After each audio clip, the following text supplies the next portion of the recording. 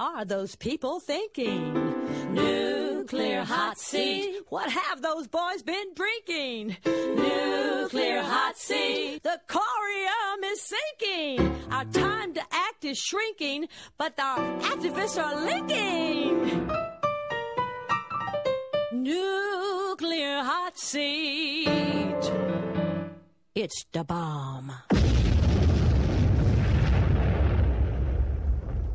Welcome to Nuclear Hot Seat, the weekly international news magazine keeping you up to date on all things nuclear from a different perspective. My name is Libbe, HaLevy. I am the producer and host, as well as a survivor of the nuclear accident at 3 Mile Island from just 1 mile away. So I know what can happen when those nuclear so-called experts get it wrong.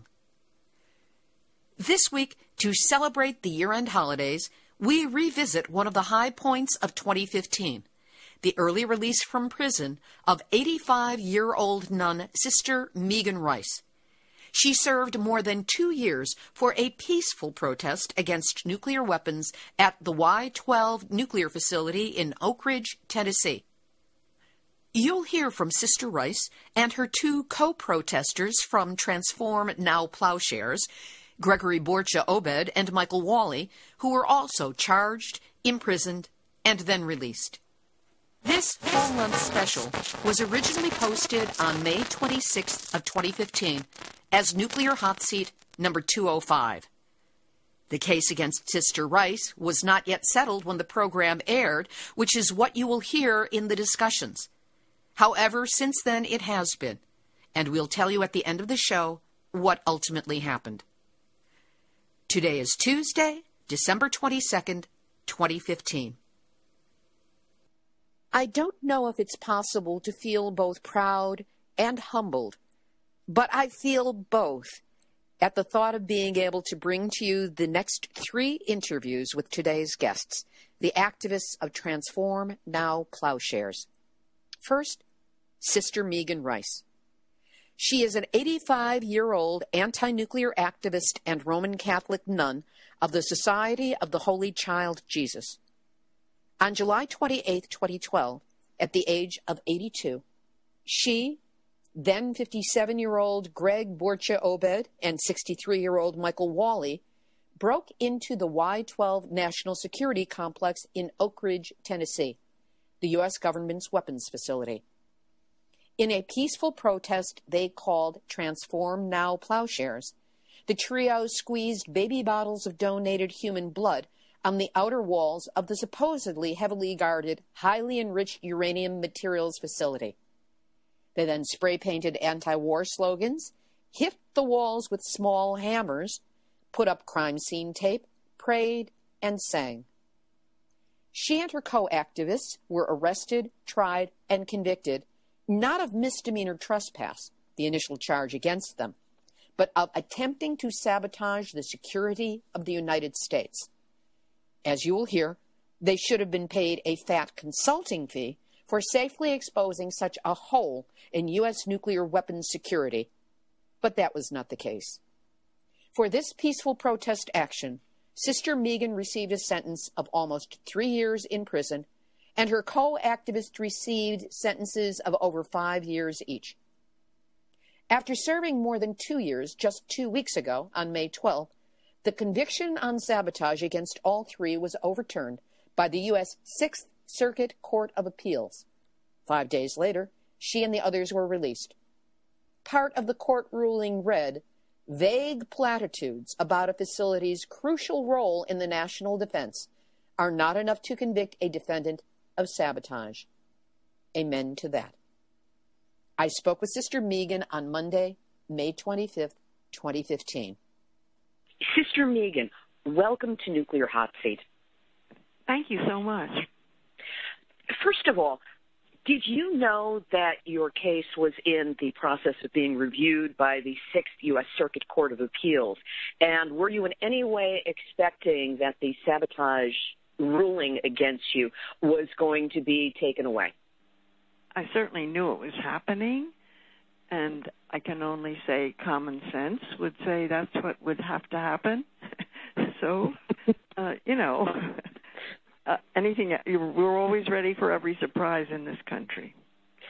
And common sense is not necessarily the most common thing we have. So it was great news that was received by people throughout internationally our community. When you learned of the court's decision, what was your reaction? I wasn't all that excited because I really expected that would happen. I found out at 3 a.m. I was listening to the BBC, and it was just a tiny little announcement at the end of a 6 or 7 minute summary of the world news. And it just said in a statement that, the naming us all are given immediate release. Let's take this back to how the action started. This has been credited, or at least been mentioned in connection with something called Transform Now Plowshares.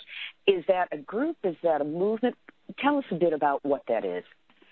Since about 1980, starting with Father Dan Berrigan, Brother Bill Berrigan, started the Plowshares movement, which has done many, many actions, direct actions to expose the illegality and the immorality that we all know in our hearts of nuclear weapons. And so each of the actions, I'm not sure of the number in my head, but it's certainly more than 30, but I don't know, has a special name, just like every battleship has a special name. And so the last one, which happened on the 2nd of November 2009 in Kipsap, Bangor, Trident Submarine Base, was called Disarm Now. And it came to me that, okay, what's the next step?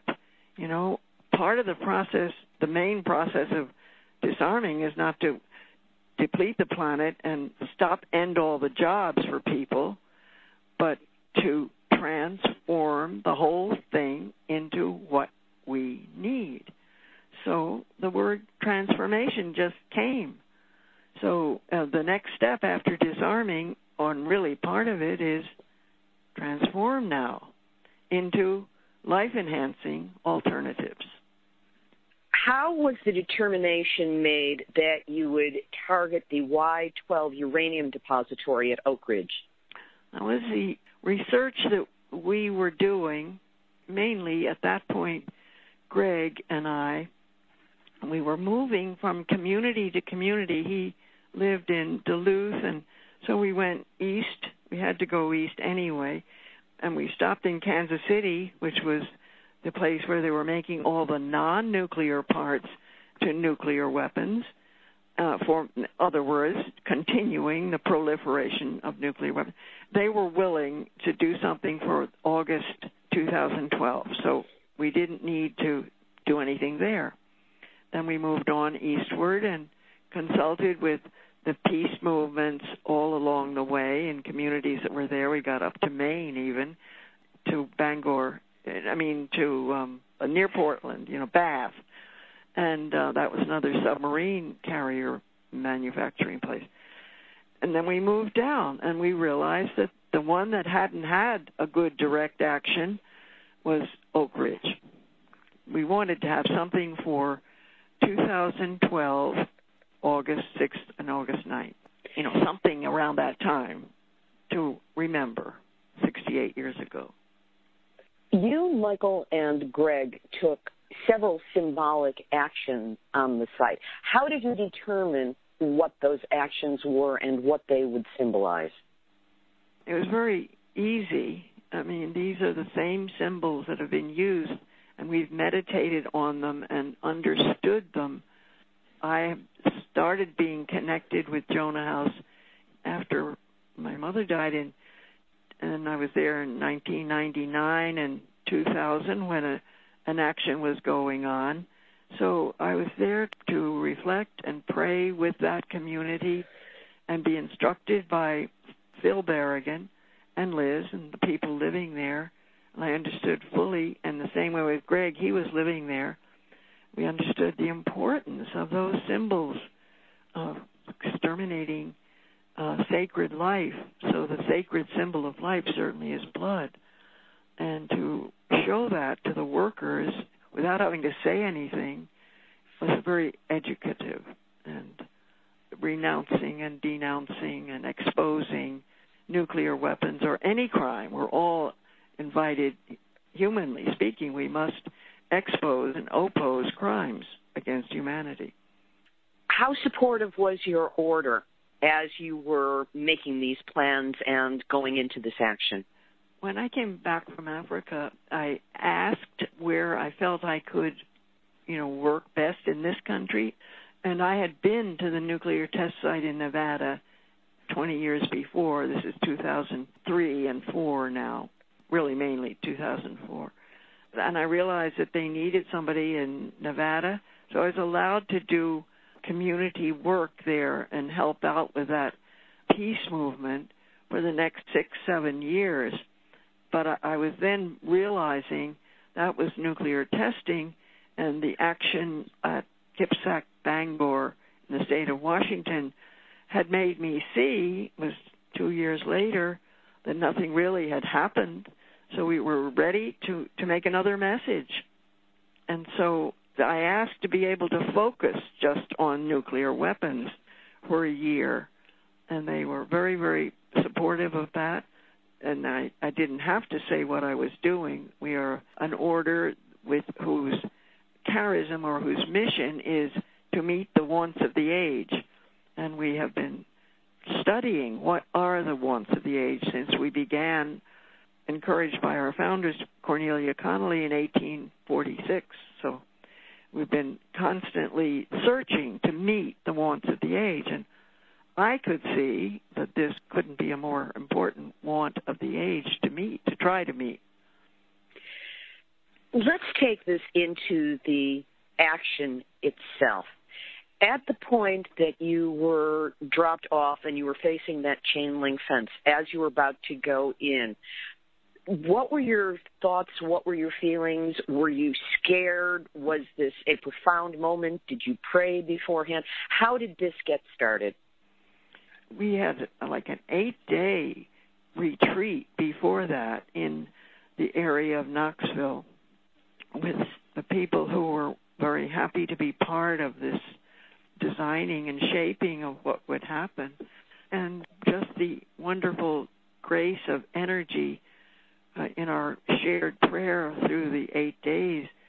And we had known from satellite, whatever, I didn't have to worry about that, exactly what and where. And so we were dropped off not in front of the chain link fence, but before the woods. We were able to mount the ridge, which is Oak Ridge, in the dark, and we just followed, and we just walked through, no path or anything. We just headed to the top, winding our way, and obviously we were led, and then we finally, after about 2 hours going up, we reached it. And I wasn't even thinking about being afraid because we were getting through and nobody was stopping us. And we could look down on this. It was probably 4:30, so before dawn. And we just were able to move right on down. And we were inside the first the outer fence was still in the woods. That didn't take any time. And we closed it up, with little plastic ties. Very short, right angle, 2 sides of a triangle, so that we could slip through with a flap. And we were all rather thin people, and it was very easy. And then we got to the top of the ridge and looked over, and then we just kept on going. We saw that security car just drove by. We saw it drive back, and then we just started and got to the first of the last 3 fences. Couldn't have been 5 minutes to get through one. Nothing was electrocuting us. We just moved on and got through 3. And we were there by 4:45, and I had looked, last time I looked at my watch, it was 4:45. And we did exactly what we knew we were going to do, totally unimpeded. And it took maybe 10 minutes, maybe, you didn't look at your clock, but not long at all. And then we had finished the 3 or 4 things we planned to do quietly, not having any, we were all very focused. And then the way down at the opposite end of the building, which is very long, this van that had been driving around the roadway before drove right next to the building, probably 25, 30 feet inside the last fence, I guess. I don't really remember. I mean, I couldn't measure exactly. And anyway, it drove very slowly up to us, and we were ready to meet it. And we bowing before them. It was just that one man, Kirk Garland. And he was willing to listen to we just were ready to read to him why we were there. And that is available, and I hope people know that. We wrote that during the retreat in the 8 days before. Given a link to it, I will definitely post it up on the website in connection with this episode so that people can actually read what you said. The two things that we brought in were the statement, and then the second one was the indictment, a list of what laws were being infringed by continuing the manufacture, testing, use, and storage of nuclear weapons.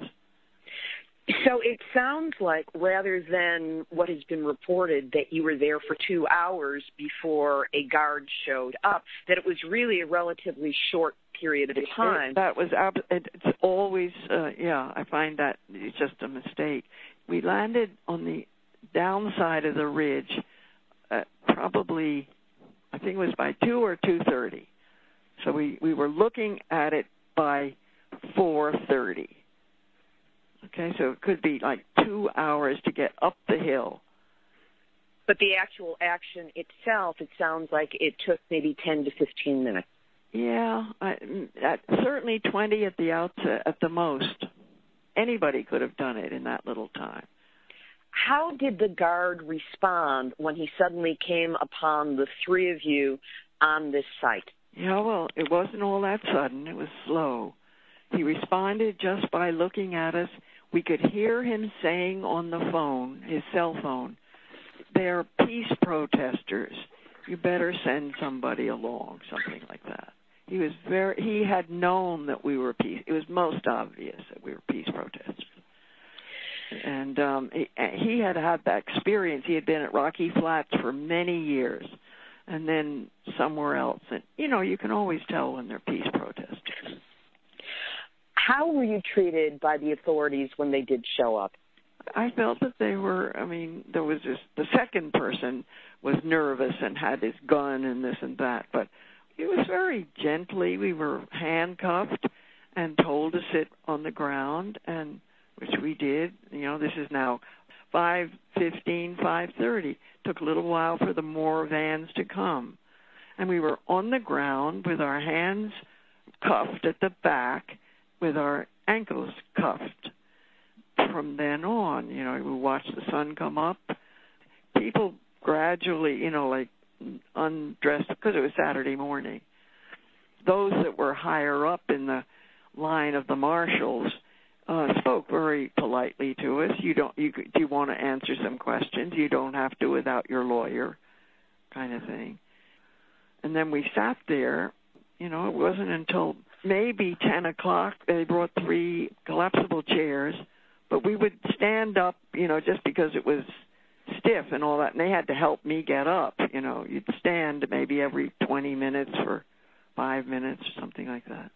Took them all that time to get their act together, in other words. You were initially charged with misdemeanor trespass, and then suddenly the charges were upped to damaging a defense facility under the Sabotage Act, which carries a sentence of up to 20 years in prison. And there was also the charge of causing more than $1,000 damage to government property, which carries up to 10 years in prison. Why do you think the charges against you were so dramatically increased in their severity? Obviously, they didn't want a trial. They thought we would try to get out easily with a plea bargain. Oh, was that the strategy? Oh, absolutely. They always want plea bargains. Was there any question in your mind about taking the plea bargain? No question. All along? No possibility of a question. And what did you hope to accomplish with the trial and the resulting visibility? To doing what we had to do. It's the obligation of we're all equally responsible to expose and oppose known crimes. So there was nothing else we could do but do it in order to make a very clear message quickly. I know you take your ministry with you wherever you go, and you ended up spending over 2 years in prison. What was it like for you in there, and what sort of work were you able to do or were you moved to do with the women who you met there? I would say I was more ministered to than ministering. Ministry, we believe, is totally shared.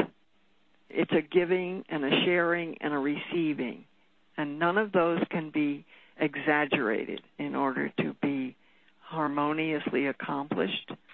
And it happened to me. I received as much as I shared, as much as I gave. We always say in West Africa, go by opposites when you're in the reality of the thing. Nobody could imagine what the reality is until we experience it. And I have been overawed by amazingly strong and gifted women and some compassionate men. There were not many for me to interact with, but some were very respectful and interacting that way. But, of course, I was fellow inmates.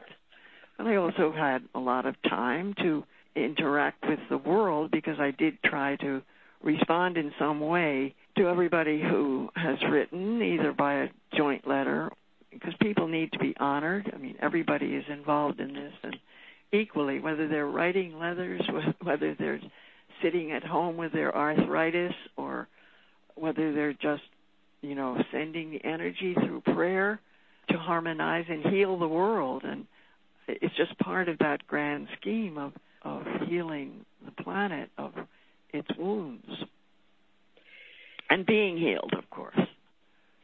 In this time between your release and the fact that you're going to still have to go back to court for resentencing sometime this summer on the one remaining charge, what are your plans for this period of time before you find out finally whether they are going to put you back in jail or whether they're just going to declare time served and let you go?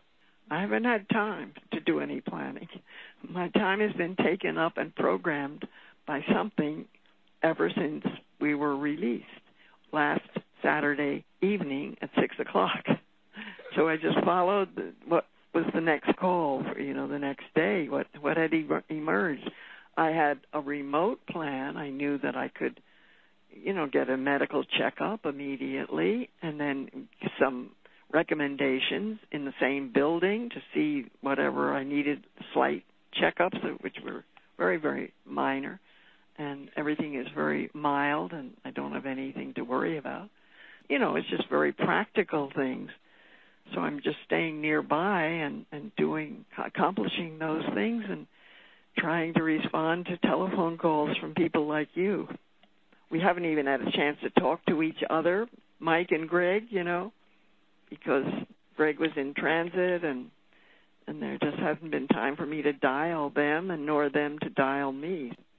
Were you in contact at all during the time that you were in prison? Not really. We were meant to be, but Greg got his paperwork done coming from Leavenworth, but each of the places where I was just didn't respond to it.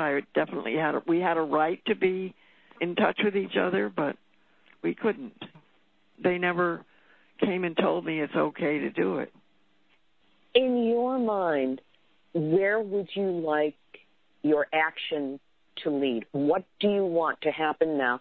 And given that the listeners to Nuclear Hot Seat are international, we have 38 countries that listen to this show on a monthly basis, what can we do to support you in where you want this to go next? I don't think that I'm seeking support for me. There's only one thing to do, and that is anybody who is available and free and carrying on with what they're all doing to expose and oppose nuclear weapons of mass destruction.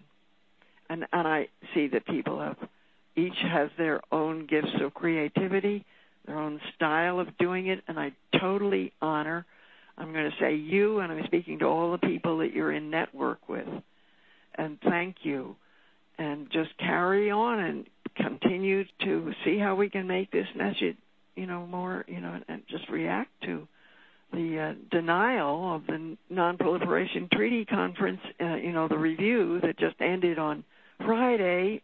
And let's support the ray of hope there, the countries that are just getting out of that thing because they failed. New York Times doesn't even mention what was happening at the UN for the last month. So we all need to get in touch with the people who are involved in these international treaties, and what can we do? How can we speak out? Because we are the majority. We're not the minority. Sister Megan Rice, you are one of my heroes. I am honored to be speaking with you. I support you, and if there's anything I can do to help you in the future, please do not hesitate to let me know. You're doing it, dearie. You're on it, so it's a mutually assured admiration society. Should we say that? Thank you so much for that. Sister Megan Rice, you are a hero to so many of us, and I am deeply honored that we've been able to spend this time together on Nuclear Hot Seat. Bless you, dearie, and divert to what you're doing. You're doing a great job, and thank you. Sister Megan Rice. We'll continue with the Transform Now Plowshares special in just a moment. But first, Nuclear Hot Seat relies on your donations to help keep us going and growing. My gratitude to those of you who donate when, how often, and as much as you can. As we come to the end of this year, please keep us in mind for your annual giving. You can make a single end-of-year gift or set up a small recurring payment. Buy us the equivalent of a cup of Starbucks a month. Maybe add in a little nosh. Either way, you will be supporting the work of this show in helping you understand the nuclear issues and not be so alone with your awareness. So help us keep doing this work. We make it easy for you. Just go to nuclearhotseat.com and click on the big red donate button. You can donate either through PayPal or directly from your credit or debit card. And if you prefer to not donate online, email info@nuclearhotseat.com for a snail mail address where you can send your donation the old-fashioned way. Whatever you can do to help us in the coming year, many thanks. And now, back to Nuclear Hot Seat's Transform Now Plowshares special. I next spoke with Gregory Boertje-Obed, another of the 3 Transform Plowshares activists who took part in the Y-12 action. Greg is an Army veteran who lived at a Catholic worker house in Minnesota and was 57 years old in 2012 when the action took place. Last Monday, May 18, was his 60th birthday and second day out of prison. Did you know that the 6th U.S. Court of Appeals was going to be reviewing your case? And was there any anticipation at all that the sabotage conviction was going to be overturned and that you were going to be released at this time? Well, the lawyers had sent us the oral arguments, and they had written that they were cautiously optimistic. When they had the oral arguments, some of the judges asked questions, hard questions of the prosecutor especially, but questions that showed they understood our issues, and say that they were optimistic that we might get a favorable ruling. And then we waited like 8-9 weeks, and then the ruling came, but the lawyers were still saying it could be a couple of months because the prosecution could appeal it. And then they said, we're putting in the motion for immediate release, but the prosecution might oppose it. They had until noon on Monday. It turned out the prosecution did not oppose it. The ruling came on Friday, which I didn't hear about, and then a guard came and said, "Come with me on Saturday afternoon." that was a big surprise. So you didn't know that you were about to be released when you were about to be released? No, I didn't get any indication. They stopped me from getting my emails. They do that sometimes. They prevent you from getting your outside information. Was there any reason for that they gave, or they don't have to justify it? No, I never spoke to them about it, but that just seems to be their pattern. A friend of mine got an email saying that I had gotten immediate release, but I didn't really believe it because I wasn't released and nobody was telling me anything. They didn't block his emails, but they blocked my email. While you were in prison, were you able to be in touch with Sister Megan and Michael Walli? According to the law, we should have been able to, but the prison authorities always said they're working on it. They're working on getting permission. And so after 14 months, I didn't have a lot of faith in what they were saying. They never gave permission for us to communicate. Even though the law says if you're on appeal and you're co-defendants, you should be allowed to communicate. Going back into the action that started everything, when and how did you and Sister Rice and Michael Walli come together, and how did it evolve that you did this Transform Now Plowshare action?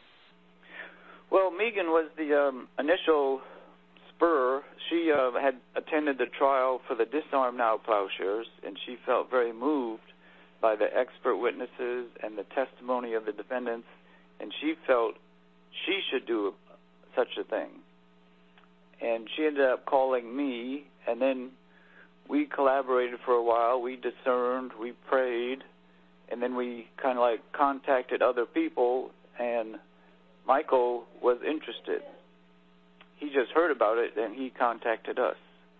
And how did the three of you know each other? Was there prior connection? Were you part of some community together? Oh, yes.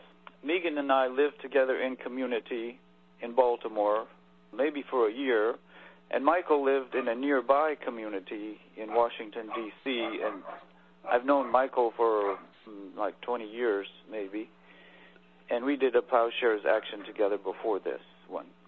There were certain actions that you decided to take before going there, which included the spraying of the outside of the building with baby bottles of donated blood, spray painting anti-war graffiti, singing, praying, putting up banners. Why were these specific actions chosen, and how were they chosen? Well, there is a long history of Plowshares actions in the U.S. and some in other countries in which hammers and human blood have been used as symbols. And we felt we wanted to join that tradition of peacemakers, and so we brought small hammers.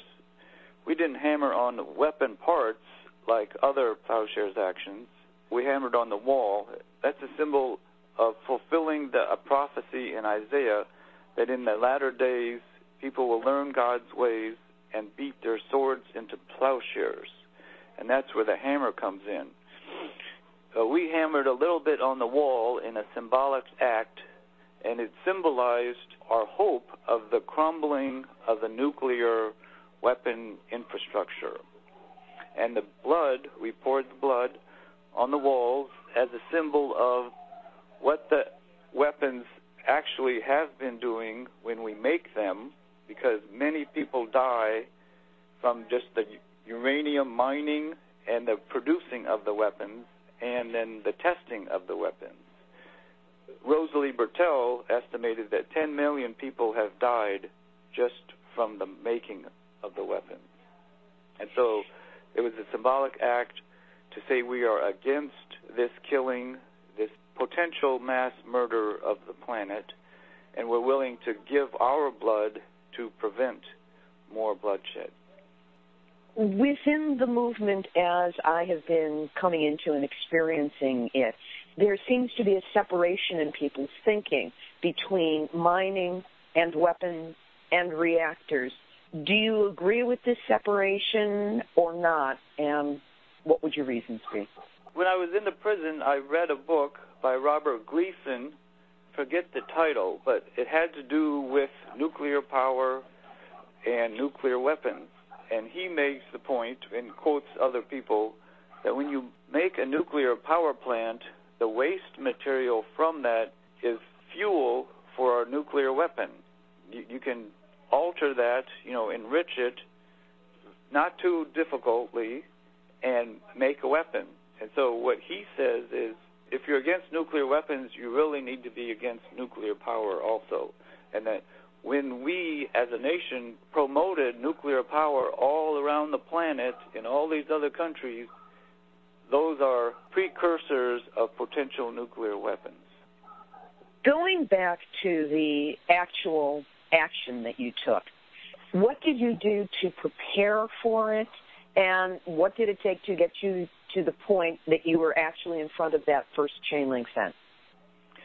Well, we spent many weeks in prayer and discernment and study. We studied the issues regarding the 3 nuclear weapons plants that have been proposed by Obama, and then Congress had given the money for them. And so we knew from studying the Nuclear Non-Proliferation Treaty that this trend of modernizing our weapons, nuclear weapons, is illegal. From our viewpoint, from the Nuremberg treaties, if you are aware of your government committing a war crime, you have a right and a duty to take steps to intervene in that war crime. And we understood that the building of this next weapon factory, they call it the uranium processing facility, that would be a further war crime. And so we studied, we collaborated, we went on retreats. Megan and I went on a retreat about Gandhi. And so we looked at the spiritual roots of protesting and how if you take on suffering yourself, that is a way to bring about social change. That was a fundamental teaching of Gandhi. And so Plowshares actions are part of that history. And then Michael met up with us, and we continued to pray and study and look at our symbols. We wrote up 2 statements. One was an indictment of the government war crimes, and one was our group statement communicating the values and our purpose for doing the action. When you actually began to take the action, were you frightened? Were you exhilarated? Was there any point when you were doing this where you felt like second-guessing yourself? There is a lot of trepidation and uncertainty when you're preparing to go into an area that we knew was called the lethal force zone. We wanted to go all the way up to the building, and we knew there were these high security fences.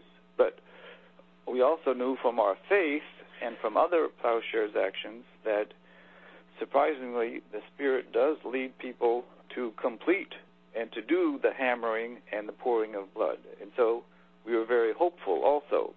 Now, during the action, when we approached that inner fences that said lethal force zone, and we knew there was some kind of technology for motion detectors and maybe microwaves, they even said in advance there's other technology that they weren't publicly saying. So when I approached that with Megan and Michael, the thought did come to me, we're not going to make it. This is just too advanced, too difficult, and we should turn around. But then like a split second later, the inner voice said, well, you came this far, you should keep trying. So we cut through that fence. No sensors went off. No alarms were ringing. There was no spotlight. And we just proceeded calmly, and we cut through the next fence, and we were able to do everything we had hoped to be able to do. How long were you actually at the site before the guard showed up, and what were you doing when he did appear? Well, it is a big facility, and there's a long ways over the woods and all. So we cut through the first fence, and then it was maybe an hour or more, but there's not sensors by the first fence. There's not even barbed wire. But once we cut through those last 3 fences, it might have been 10 or 15 minutes when we get through the last fence to when the guard came. And then we had poured the blood, we had spray painted, we had put up this is a crime scene tape, and we had put out the other symbols of the bread and our leaflets and the books that we brought. Michael was still spray painting at the time, but Megan and I had finished all the work that we had done. So it did feel like a very complete action when the guard arrived. How did the guard respond to you, and did you feel in any way in danger when he did find you? The first guard was very professional, we felt. He was calm, he was rational, he spoke to us, we spoke to him, he understood we were protesters, we said we were here, we were led by God, we gave him our statement, we read our statement to him, we sang songs. This Little Light of Mine is one that I recall. And he was not a threat. He was not hurtful or harmful to us. Were there other guards who came to back him up, and did the situation change then? Yes. The second guard, I believe, was his supervisor, and he was very belligerent, and he gave the order to put on the handcuffs very tight and then refused to loosen them. And that caused a great deal of pain, especially to Michael and I. Michael's wrists were bleeding by the time we were brought to the county jail, and one of my wrists was completely numb, like for months later, because he really abused his authority, I believe. Now, the 3 of you were initially charged with misdemeanor trespass and destruction and depredation of government property, all of which are misdemeanors. But then the charges were changed to damaging a defense facility under the Sabotage Act, which carried a sentence of up to 20 years in prison. Why do you think the government made the change in the severity of the charges against you? Well, technically, I think first we were charged with trespass. That was a misdemeanor. Then we were charged with malicious destruction. That was a 5-year charge. I think that's a felony. Then we were charged with destruction of government property, which is a 10-year felony. And then, after some time, they offered us a plea bargain. They said, plead guilty to the 10-year charge, destruction of government property, and we will not bring further charges. And they said, if you don't plead guilty to the 10-year charge, we will bring 3 or 4 more serious felonies and give you life in prison. And they were talking like Homeland Security charges and the sabotage charge. And our lawyers conveyed this to us, and we said through our lawyers that we are not guilty, the government is committing war crimes, and so we will not plead guilty to any offense. And therefore, they brought the sabotage charge. How was it going through the trial? These trials are very difficult because the government introduces motions to prevent your testimony, to prevent our expert witnesses. We had Ramsey Clark testify at a pretrial hearing that what we did was legal, that what the government is doing at that factory is unlawful. They are committing a war crime. And all that testimony that Ramsey gave before the judge was ruled inadmissible. And we were prevented from saying those things during our trial also. It's called a motion in limine. It's really a gag order on the defendants to speak freely about our motivation and what we understand the laws to be. And so it's really very difficult to go through such a trial. It sounds like the government was afraid of the 3 of you and what you had to say and reveal in the course of the trial. That is one way to put it, and the reason is, in previous Plowshares trials in the U.S. and in other countries, when the defendants can speak about their motivation, and they can speak about the Nuremberg principles, juries have failed to convict. And that is the concern of the government. There's even been trials in other countries where Plowshares activists have been found not guilty several times by juries. Now that you have been released, and there's going to be a resentencing coming up this summer on the remaining charge, but it is generally believed by your attorneys and by those of us within the movement that you're going to be released with time served for the time you've already been in prison.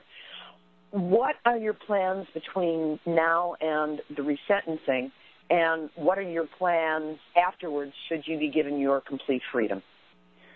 I think we should back up one more step.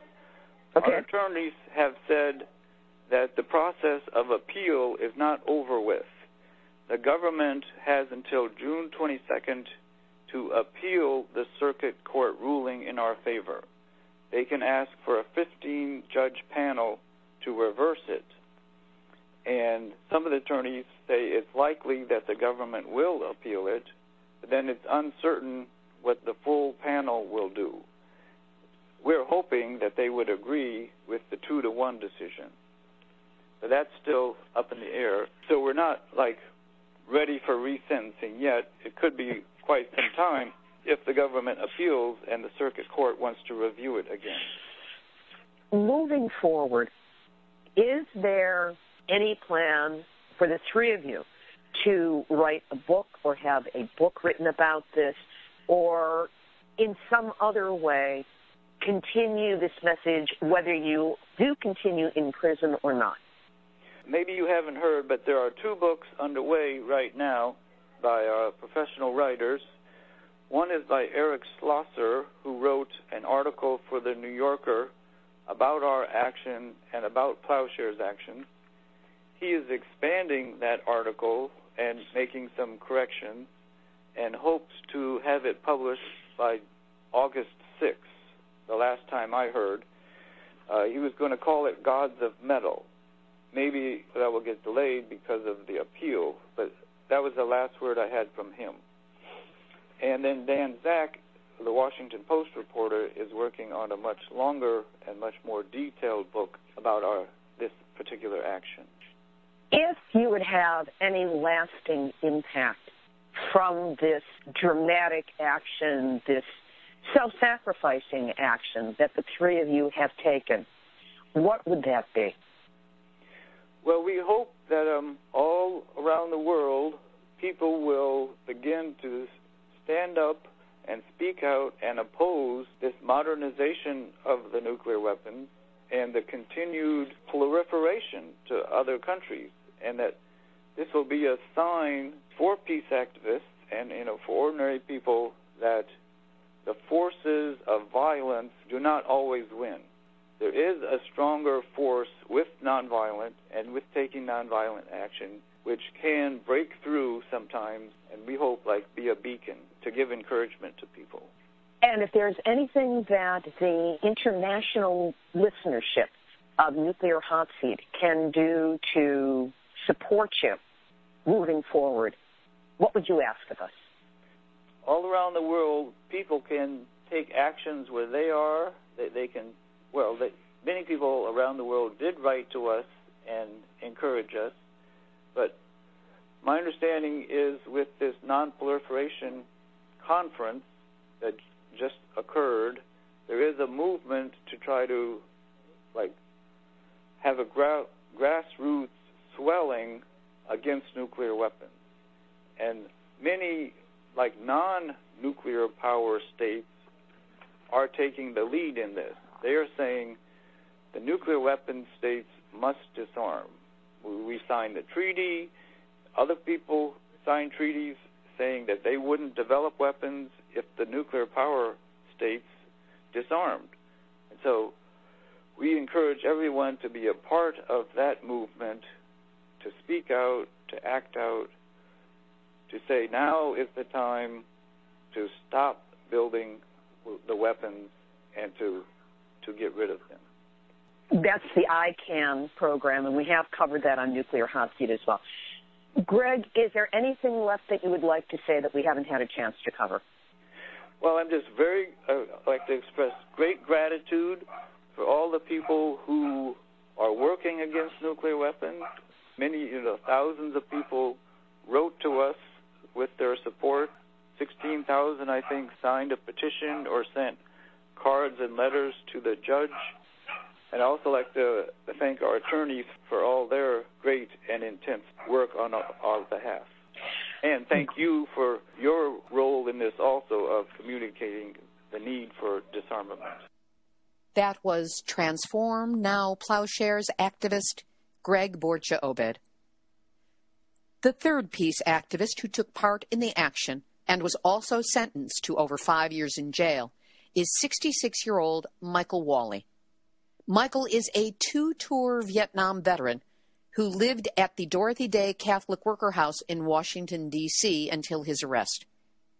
I interviewed Michael, but unfortunately, technical difficulties rendered the vast majority of our talk unusable. I was, however, able to salvage a brief portion of his comments on the planning for and execution of the Y-12 protest. Here it is. It was the product of prayer. It was the product of discernment. A lot of the choices that we made communally, we all agreed on all the basics of the action. We prayerfully prepared the action for months in advance. We were all people of faith. Global demilitarization is a realistic goal and worthy goal for all of us to yearn for and aspire for and labor for. A lot of the things that we did in the course of this particular plowshare action had been done in previous plowshares action. Blood pourings have been done in many of the plowshares action. Basically, all of our plans, the essential elements of our plans were all accomplished. We got to the very building that we had planned on getting to. We poured the blood we intended on pouring. We had the crime scene tape put where we wanted it. We had time to accomplish the missionary effort that we had mutually agreed upon to accomplish when we got to the building. All three of us regarded it as a miracle. Transform Now Plowshares activist Michael Walli. The statement and indictment referred to in these interviews and drawn up by these three brave activists were read at the Y-12 site and are available on their website, transformplowshares.wordpress.com/about. To make it simple, I'll have a link up on the website under this episode, number 235. The final chapter in this story took place on Tuesday, September 15, 2015. That's when U.S. District Court Judge Amul Thapar placed the activists on 2 years of unsupervised release. During that time, the activists are free to go anywhere they like, as long as it's not onto the grounds of any nuclear facilities, which are prohibited.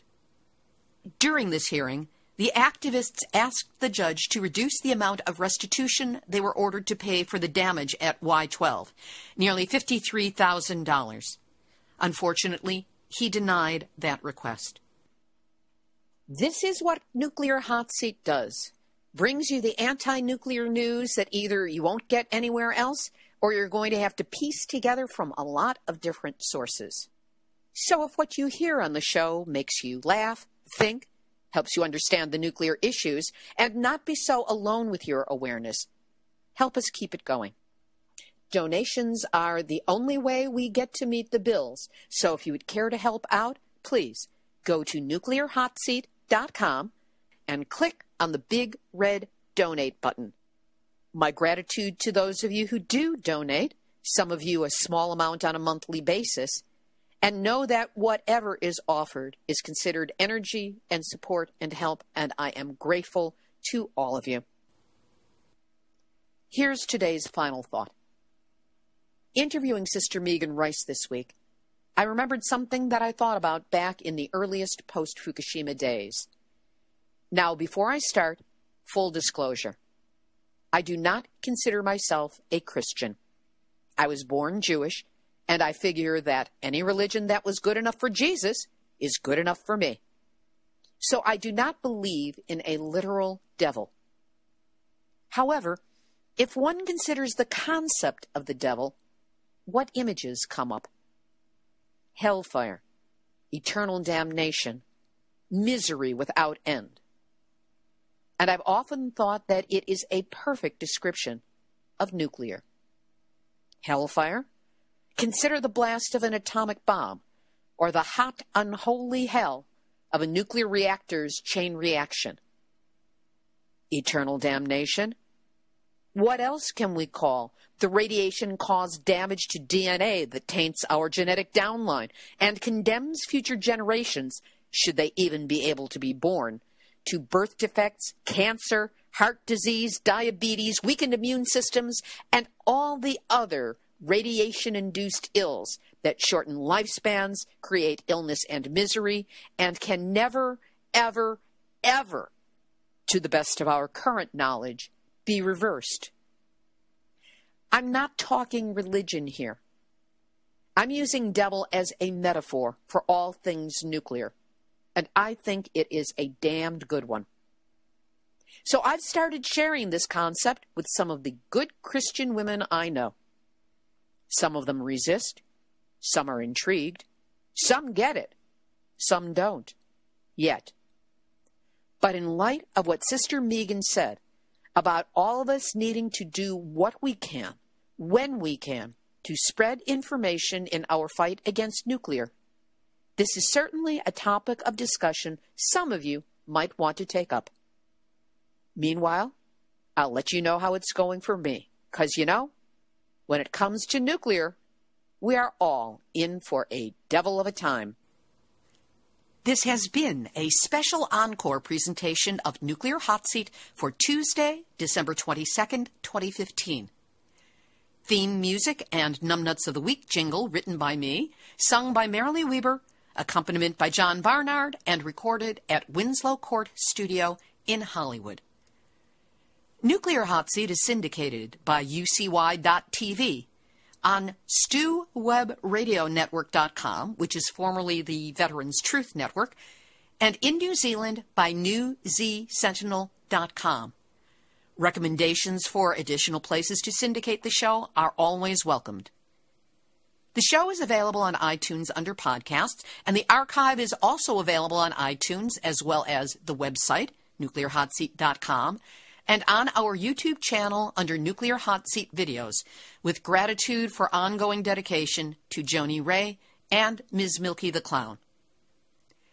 Nuclear Hot Seat is the activist voice on nuclear issues, so if you have a story lead, a hot tip, or a suggestion of someone to interview, send an email to info@nuclearhotseat.com. We are copyright 2015. Libbe, HaLevy, and Artistry Communications. All rights reserved, but fair use allowed as long as proper attribution is provided.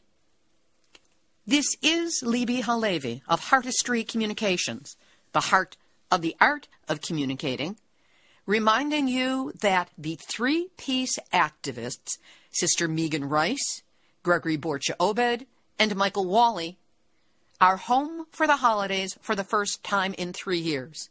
And we here at Nuclear Hot Seat wish all of them a Merry Christmas and a peaceful New Year. Same to you out there who are listening as well, along with a reminder not to go to sleep, because we are all in the Nuclear Hot Seat. In honor of Sister Rice and her two co-activists, a little different music to close us out today. This little light of mine, I'm gonna let it shine. This little light of mine, I'm gonna let it shine.